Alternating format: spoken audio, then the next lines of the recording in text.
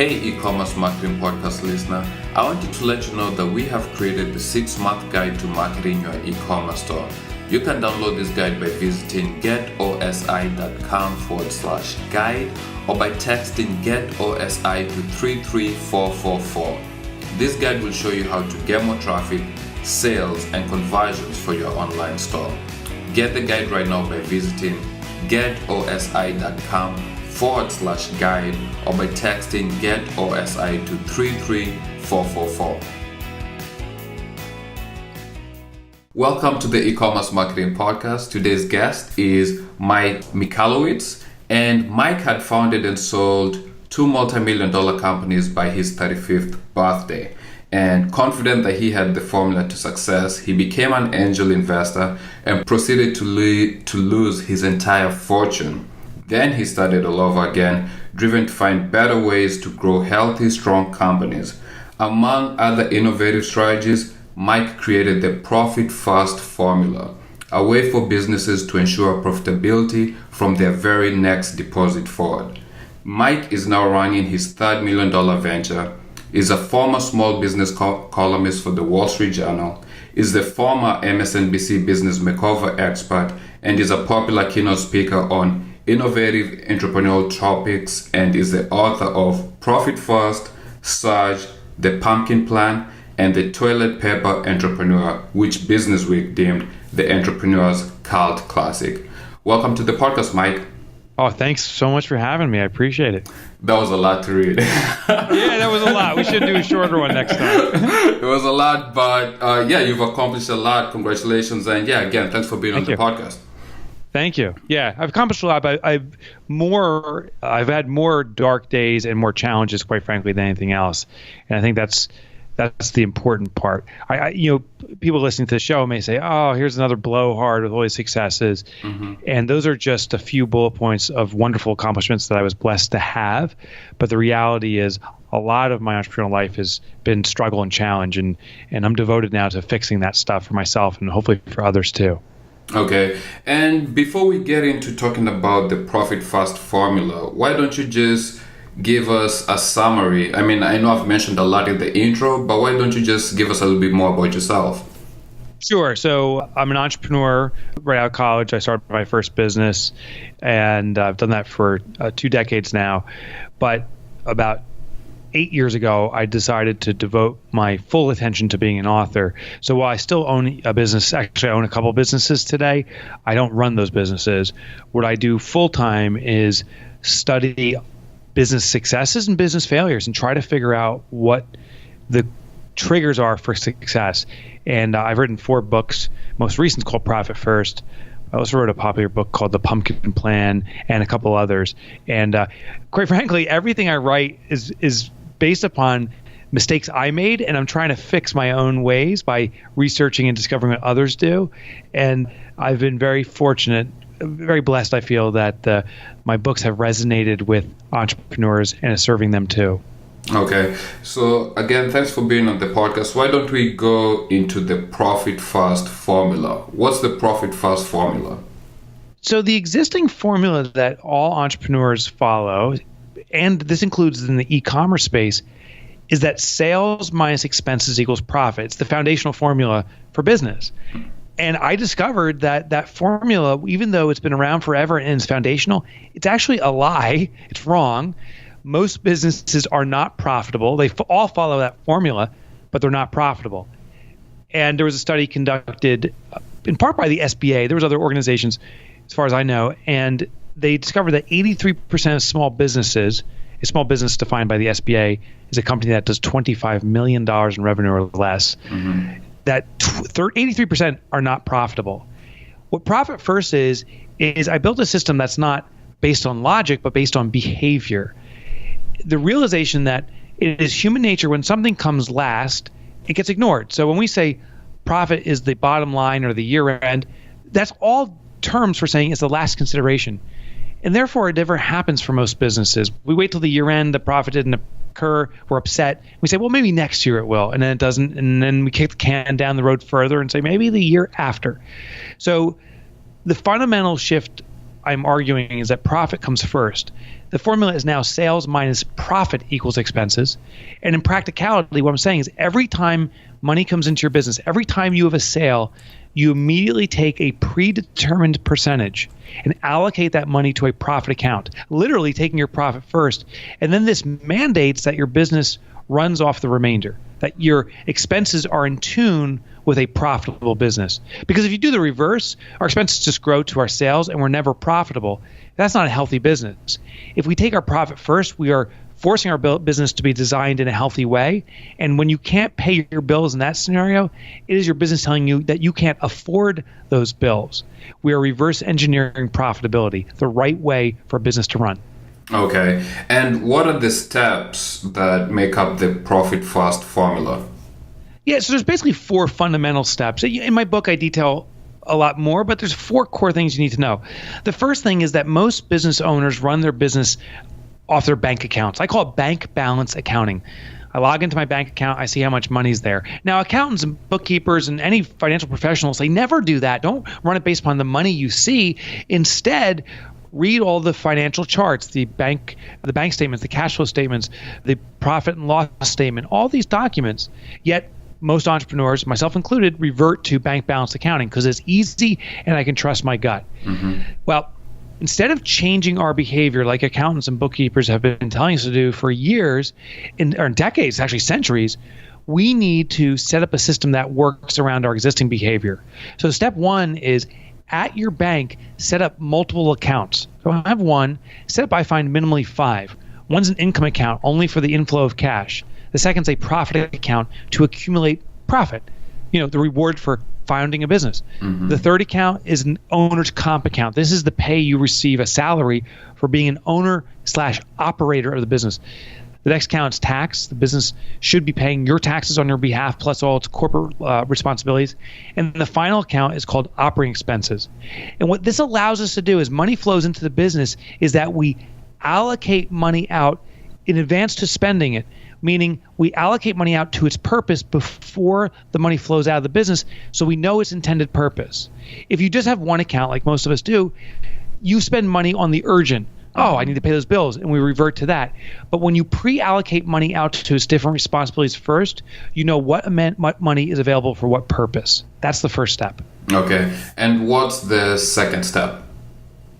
Second step is the sequence. So most of us, as I just alluded to, most of us revert to the urgent. We see the money flowing into our business, and then what we do is we pay bills first. So the sequence of most businesses is receive money, pay money, receive, pay. And we get stuck in the front end of the old formula. Sell, pay expenses, and there's never profit.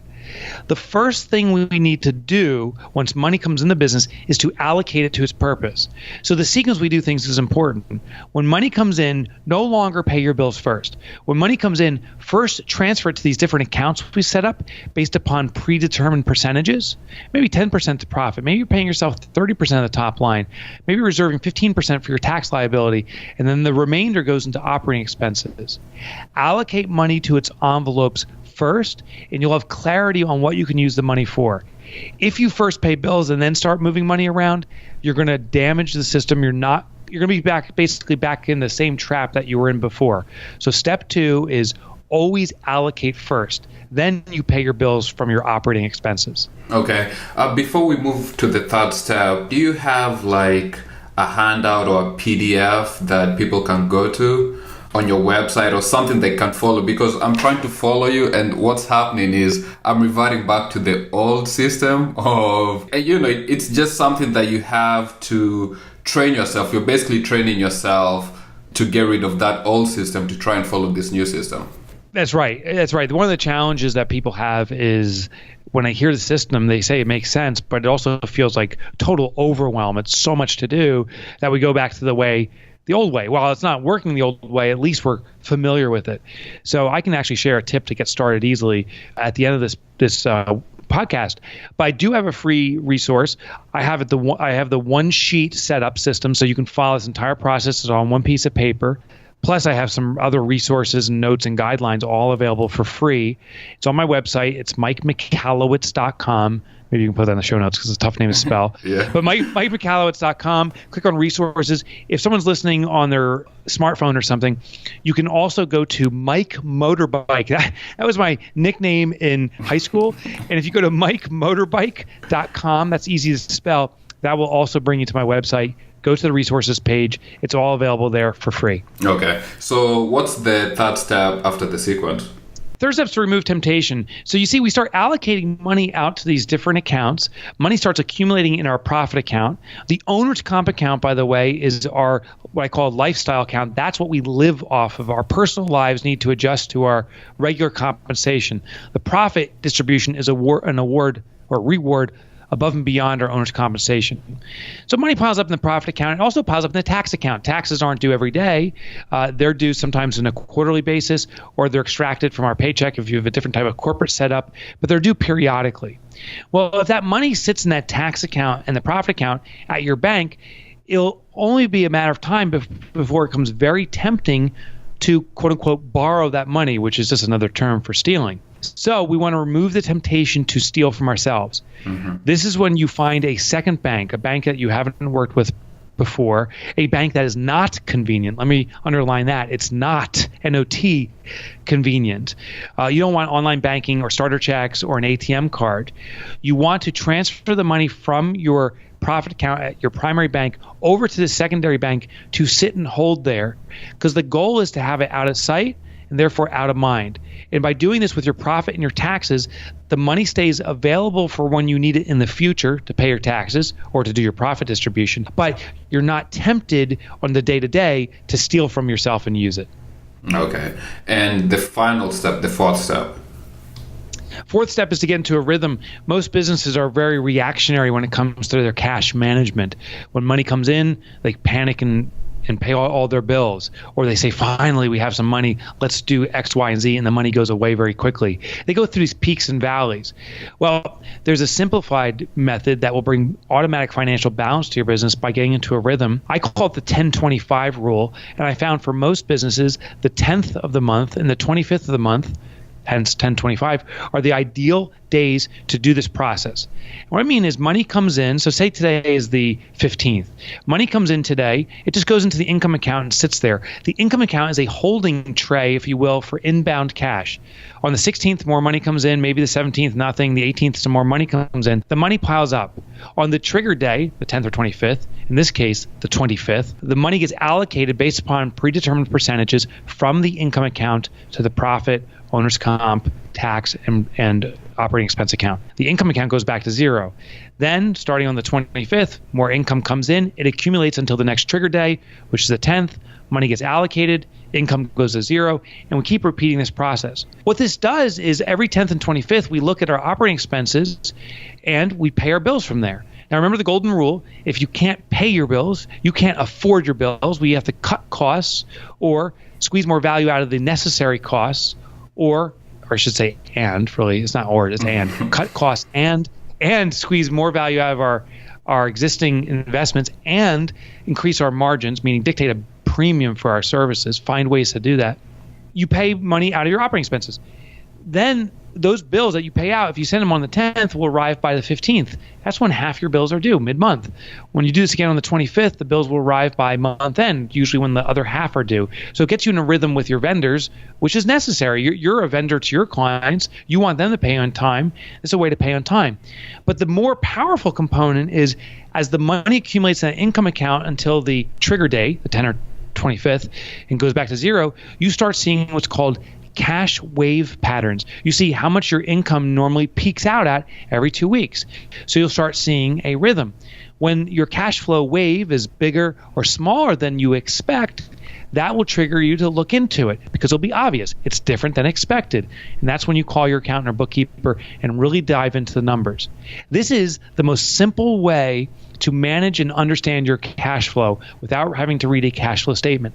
And this whole system, Profit First, all those 4 steps, all you have to do is log into your bank account. You no longer need to read any of those accounting statements. You don't need to do this through your accounting software. And in fact, I encourage you not to. Don't use your software. Don't do this in a spreadsheet. The reason we do it at your bank is that it's in your natural path. You're already logging in there to check your bank balance. If you set up these accounts there and follow this process, it's in your natural path. You are forced to see this because every time you log in, it'll be there. If you try to do this on a spreadsheet or somewhere else, and you one day log into your bank accounts, you won't see what's going on in the spreadsheet. It's an extra step that you may accidentally avoid or intentionally avoid.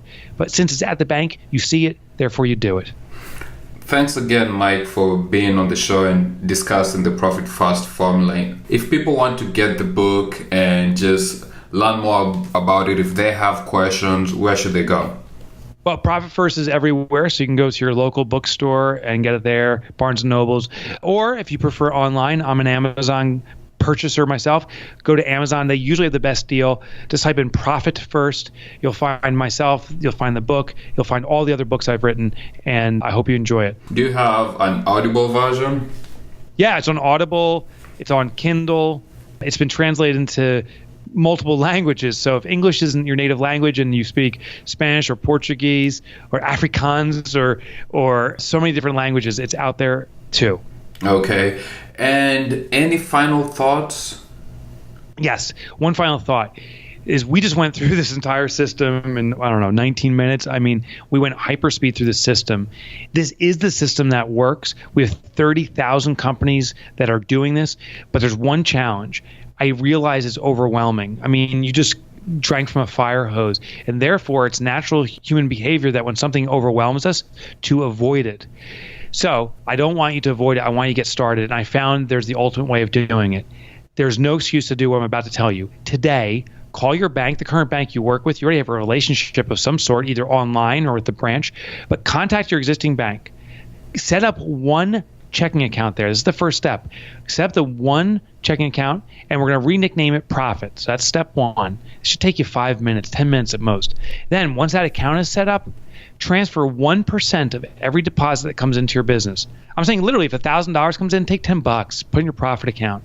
You can run your business off $1,000. You can run your business off of $990. You won't feel the impact on running your business, but you will feel the impact as you see your profitability increase.